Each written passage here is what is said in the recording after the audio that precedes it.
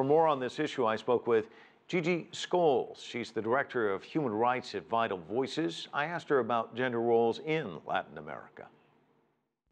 I think that gender roles really worldwide, we all have our concepts of what gender is and isn't.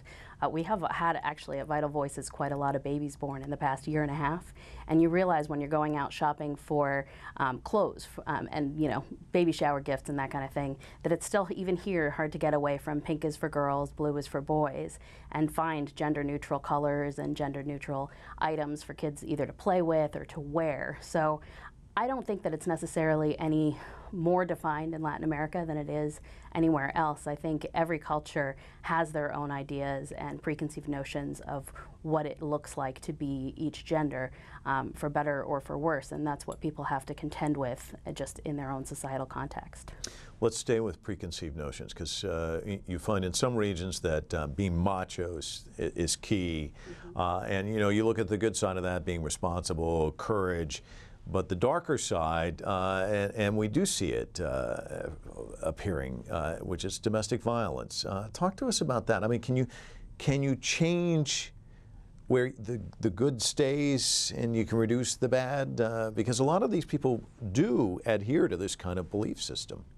Well, again, I think machismo is what you call it in the Latin American community, but it's something that you see throughout the world. You see ideas of gender and, that men are supposed to be tough and women are supposed to be soft. And there is, as you said, sort of that darker side that it can lead, the sort of more paternalistic aspect of society can lead to an increase in domestic violence. But that is something that can be changed, and we have worked with some amazing partners who particularly work with men and boys around changing gender norms and perceptions of responsible fatherhood and caregiving and whose job it is to take on what role within a family.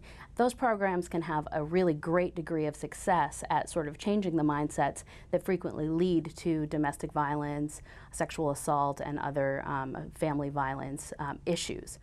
In Colombia, domestic violence is up. It's gone up about 10%, nearly 10% since 2013. When you look at the landscape, any idea why? You can't really point to a single factor in any part of the world when violence increases. And unfortunately, we're really just looking at a global pandemic of violence against women. It's not an isolated thing to Colombia.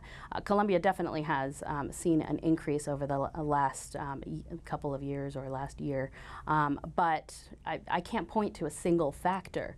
Really, again, you have to look at these things in the full societal context. You can't look at a single factor alone and say that's the only cause.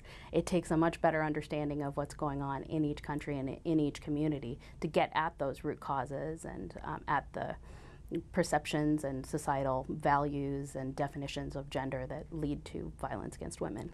It's interesting, Michelle Begue's story. If you just strip it down and you look at it, one of the things that comes through is empathy, trying to take the guys and make them look at it. What if you were on the receiving end of all of that?